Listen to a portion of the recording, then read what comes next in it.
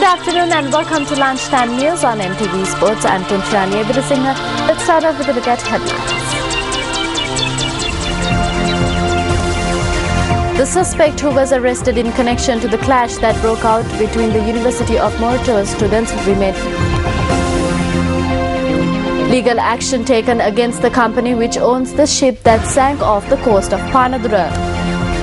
Minister Patali Champikaranawaka says that the country should have a holistic approach to the concept of energy efficiency. The suspect who was arrested in connection to the clash which broke out between two student groups of the Moratuwa University has been remanded until the 22nd of this month. Meanwhile, the Vice-Chancellor of the University of Moratuwa, Professor Ananda Jayawardena, says that a disciplinary inquiry will be conducted into the incident. He said that the inquiry will be conducted by the disciplinary committee. The engineering faculty and the National Institute of Technology, also known as the NDT of the University of Moratuwa, were temporarily closed yesterday due to a clash between two student groups. When news first made inquiries, engineering faculty students of the Moratuwa University said that a group had broken into their dormitory and had assaulted them. 6 students sustained injuries in the incident and 1 student is currently receiving treatment at the ICU of the National Hospital. Another student who sustained injuries was admitted to the Colombo South Teaching Hospital. Vice-Chancellor of the University of Moratuwa, Professor Ananda Jayawardena, noted that the students who are connected to the clash will be suspended. Meanwhile, the police said that statements have been obtained from members of the security staff of the university and 39 students regarding the incident. Minister of Power and Energy Patali Champikaranawaka says that the country should have a holistic approach to the concept of energy efficiency. He made this statement during a function held in Colombo yesterday. A special workshop on how the energy sector and technology impacts businesses was held in Colombo yesterday. The event, which was organized by the Ministry of Power and Energy, was also graced by Subject Minister Patali Champikaranawaka. Our future will be bleak if we do not take corrective actions, either by transferring to environmental friendly technologies or to find new technologies which are in harmony with the environment. As an interim measure, we should drive programs to enhance energy efficiency in all our activities. In the energy efficiency area, also we need to change our focus. Usually in business, we only see the net profit without considering any other social or ecological factors into consideration. We must not measure the efficiency by monitoring kilometers driven by 1 liter of fuel or number of kilowatt hours generated to a liter of fuel oil, etc. We must have a holistic approach to the concept of energy efficiency. Legal action has been filed against the company that owns the ship that sank off the coast of Panadura. General Manager of the Marine Environment Protection Authority, S.R. Samaratunga, said that legal action had been taken against the company for polluting the marine environment through an oil leak. S.R. Samaratunga noted that the Attorney General's Department has been informed about the legal action. Moving on to other local news, all economic centres in the island are facing a severe scarcity of vegetables after a large number of vegetable crops were destroyed by the heavy rains. Vegetable prices have increased due to this situation, and the economic centres, which are usually a hive of activity, were disturbed today. Farmers of the Nuwara, Badulla and Bandaraville districts contribute largely towards the vegetable production in the country. Floods triggered by heavy showers experienced in the island over the past few days inundated a number of cultivations in these areas. These are farmlands in Kandapula, which is home to the largest vegetable cultivation in the Nuwara district. The farmers point out that a considerable amount of the crops were destroyed by floods.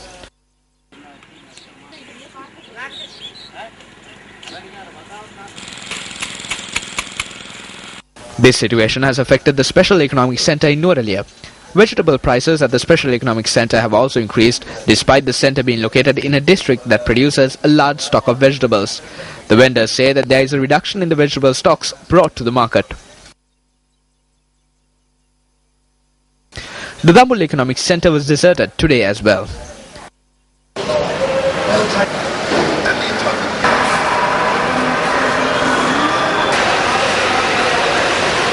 A shortage of vegetables could also be seen at the Meegoda Economic Centre.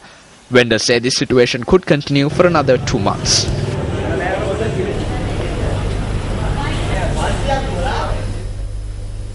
The All Ceylon Consumer Inspection Officers Association alleges that those connected to the assault carried out on two officials of the Consumer Affairs Authority in Anuradhapura are yet to be arrested. The secretary of the association, Lankadik Kumra, said that if the suspects are not arrested within the course of today, the officers of the association will refrain from engaging in field duties from tomorrow.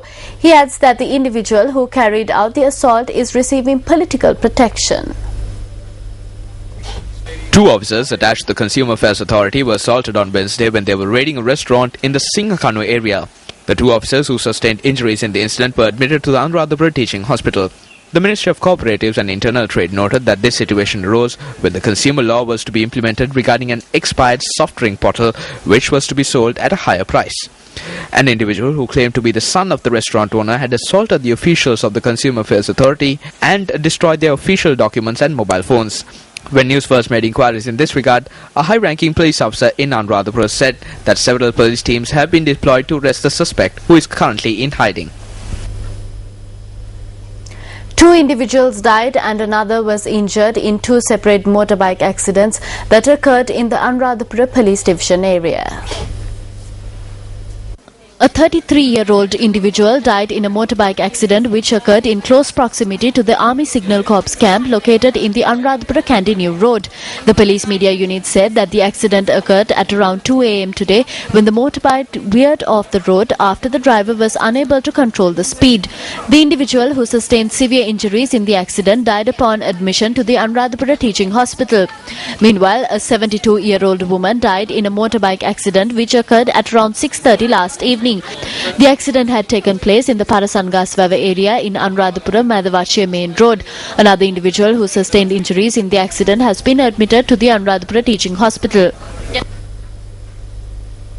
The lane carrying traffic away from Colombo in the Ramakrishna Junction in Vallavatta will be temporarily closed for vehicular traffic with effect from 10 p.m. today due to construction activities.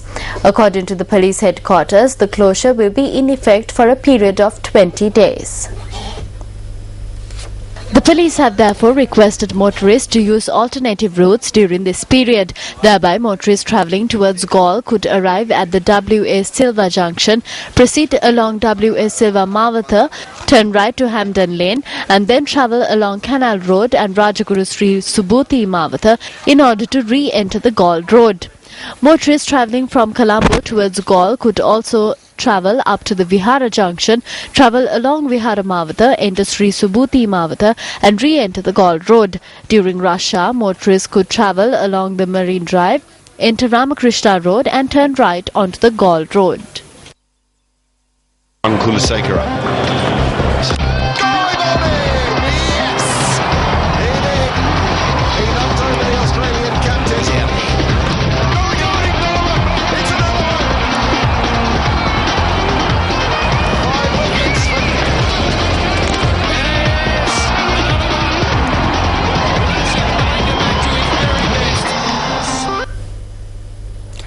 A 16-year-old boy has drowned in the seas of Ondachimadam in Kalavanchikudi. The police media unit said that the boy drowned when he, along with two of his friends, had gone to bathe in the seas of Ondachimadam last afternoon. The victim's body is currently lying at the Batiklo Hospital. The Kalavanchikudi police has commenced investigations into the incident. The Department of Agriculture has decided to provide agricultural assistance to areas that have been affected by floods. Secretary to the Ministry of Agriculture, W.S. Akalasurya, said these measures were taken as there is inadequate time to cultivate paddy once again in these areas. He further noted that discussions are underway with other district secretaries to provide aid to grow cashew nuts, green gram, corn and soya beans in previous paddy fields. He also added that as a result of the inclement weather, around 15,000 acres of paddy fields have been destroyed. Two individuals who are alleged to have been involved in a racket of preparing and selling forged documents for stolen vehicles have been taken into custody in Kandy. According to the police media unit, the two suspects were arrested in the Alawatugoda area in Kandy. The police media unit says that the suspects were arrested yesterday when they were attempting to sell a van which they obtained by duping an individual from the Jaffna area.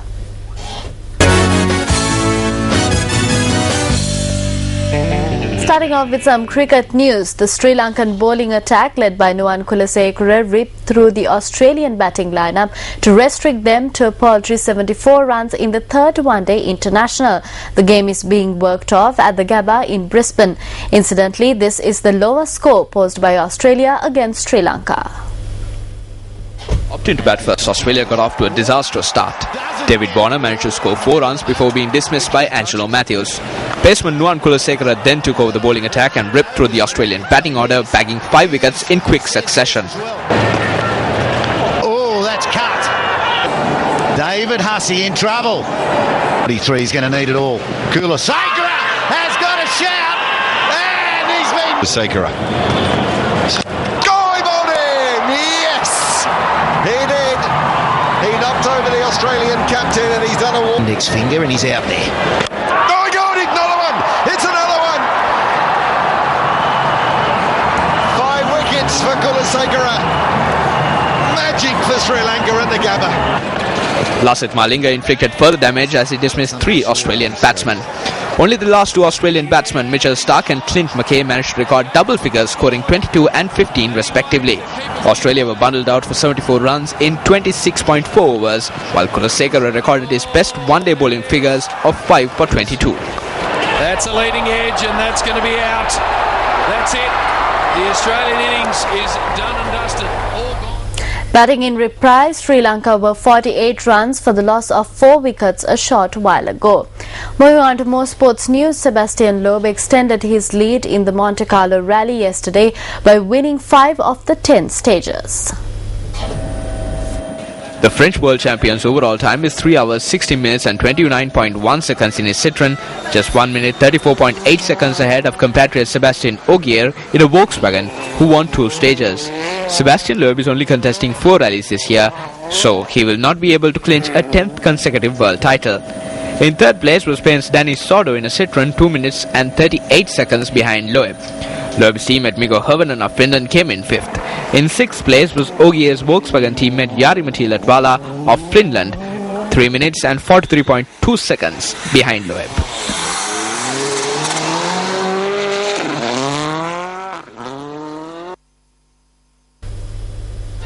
Thank you for joining our lunchtime news today. If you missed out on any of our stories, you can log on to our website www.newsfirst.lk. Take care.